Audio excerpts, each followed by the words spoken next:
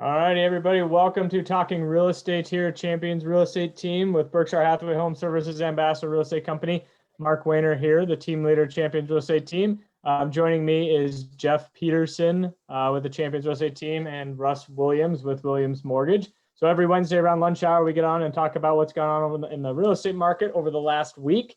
We'll jump right into the normal graphics that we go into. So over the last week, we've had 400 new listings go active since last Wednesday, 514 new contracts written, and then 445 sold homes. So as far as the numbers from the previous week, we had about 450 new listings, similar contracts written. So obviously what we see is kind of same story as the past weeks where, one in, one out. So as one house is coming on the market, one is going off. So, and you see that we have more new contracts than we have new listings. Also, what we're seeing is that there's a lot of broker exclusive listings. So what that means is a brokerage or a company is listing that house and basically marketing it to their specific brokerage. And some of those houses aren't even hitting the MLS for the simple fact that there's a big pool of buyers in the companies. As with Berkshire Hathaway, we have the largest market share in the Omaha area. So when we have about 1,000 agents roughly, we can market to those agents. So that's kind of what we're seeing in a lot of those transactions aren't even going into the MLS. So getting with a team member here, Champions Real Estate Team, and the pool of buyers that we have as well as sellers, kind of playing the matchmaker side of it. So that's kind of what's gone on in the last week here. I'll jump in and share the overall market. So the 30,000 foot view, we have about just 1,238 active listings that you can go look at today in the Omaha and Lincoln MLS. But when we break that down farther into the Douglas and Sarpy County area, we have 625 listings. Breaking that down even further, we have 363 existing homes on the market in that Douglas and Sarpy County area. And then we have 262 new construction homes. So as we can see here, we don't have a lot of inventory out there. So that's why we talked about having agents that are constantly working in the market that know what's going on and know when houses are coming on the market, and hopefully get your foot in the door before you're seeing the competition. I know this last weekend, wrote a contract for my clients, and we lost out to an all cash offer, but they had 30 offers on the house, in that about 190, I think the listing price was 190. So it's very competitive out there. What we're seeing, we were talking about this before we jumped on and went live, is talking about, people not doing home inspections. They're paying the difference in appraisals. So that's kind of what it's taking to win offers. So it's basically, educating you and coaching you along that. Do those decisions make sense? That's something we can go into further. If you want to give us a holler or comment on the post, happy to go into further detail with that and going forward there. So one other thing I wanted to share is just kind of what the market's done. Let me get on here. Of what the average listing price and sold price. So when we kind of take a look at this bottom middle here is basically April of last year and April of this year. So what we're seeing is the average listing price is up 17.2% from last year. Ultimately we had the pandemic, this last 2020, which the real estate market was very robust and very strong. But the average sold price was up about 10%. So I had a conversation with one of my clients yesterday about should they wait a year? Well, when we talk about that last year, ultimately we can't predict the future, but looking at inventory and kind of looking down the road as lumber cost and things of that sort, as we look at those other players in the marketplace, if you waited last year to hopefully the market would settle down, well, you're now paying, 10% more for a house on average, and then the listing prices are obviously up 17%, which a lot of that is the new construction driving those prices up in that regard. So looking at that and then taking a look at what the actives and pending. So, even though there's not a lot of homes on the market, we're still up 20% in pending contracts from last year. So when people say there's not a lot of houses on the market, there are houses on the market. They just go super quick, or they're not even hitting the MLS. So that's one of those that when having an agent that's full-time in the business, because last year with a lot of the 3,000 agents that are in Omaha, only I think 30%, roughly 29% did not sell a single house last year. So that's a pretty good percentage of the agents that are working in the business that didn't have a single transaction.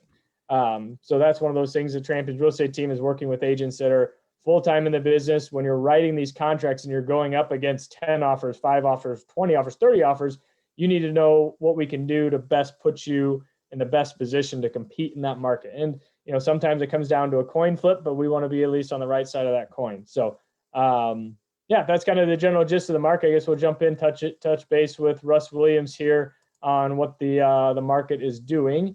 So in the interest rate side of it. So Russ, so how things going in the mortgage side of it? Mark, Jeff, rates are still just above historic lows. We've seen actually rates soften just a little bit and improve back to levels of late February. They're still above where they were in late December and January, but we're sitting at near all-time record lows for rates, which means your borrowing power to purchase a home is as high as it's maybe ever been. And I want to dovetail on what you just said a moment ago, Mark. And we've talked about this in the past, that if rates rise by just 1% over the next year, purchasing power is going to be dropping by roughly 10%. That's not even taking into account those home prices that go up significantly. So if we look, for example, appreciation rates in Douglas County, which a lot of folks watching this video will be in Douglas County, over the last 61 years, we've averaged 3.4% appreciation per year. The likelihood of home prices dropping, in my opinion, is not high at all. But we are seeing interest rates on 30-year fixed rate money for conventional financing tickling right around the 3% mark. In some cases, there might need to be some points paid to get that. Government loans are going to be below that level, your FHA, VA, USDA, which of course, as you know, those are more difficult to win bids with in a competitive environment. So conventional is still the order of the day if a person can qualify for it. Yep. And then we were talking before. I know, Jeff, we were talking earlier that we're seeing a bunch of cash offers, at multiple price points, be it in the hundreds and, even up to 200. I've seen a couple that have talked to clients or other agents that we've lost out on offers, in that 300 price point, even up to 400, so, I don't know, Jeff, what are you kind of seeing out there? You have any perspective on what you're seeing just from a different angle? Yeah, it's certainly a little different market now, and it has been for, we've been through this now long enough that Mark and I have seen quite a few things, whether we've won the offer or not, to know what it's going to take to win a bid right now. A lot of things I'm seeing right now as a home hits the market and my clients are seeing the house. But when I actually pull it up and look into it, they're not actually starting showings for maybe 2, 3, 4 days. And so they're, putting houses out there as a no-show for a while. So by the time it hits the market that first day, you really can have a game plan put together for those houses then. Some of them are hitting the market and obviously available right away, but a lot of them that I'm looking at least now, have a couple days of, hey, take a look at me before you can actually go and see the house. But yeah, Mark hit on it. We've seen a lot of things right now in the market that just a game plan is a very important thing. There's things that we know that it's going to take to get the homes. To throw another one on that list is, I know post occupancy is a big one right now. Yeah. Buyers are having to allow after close the seller to live in the property. Now, there are obviously details that get ironed out with that. But that's another big one that, you may close on it, but they may want a couple days after, or even up to a week. I've seen, actually, I had one that was a month.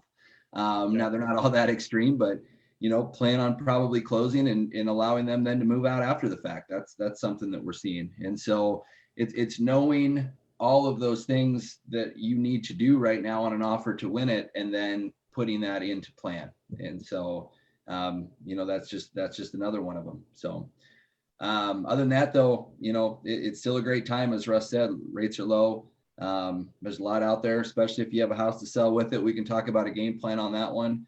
But give us a call.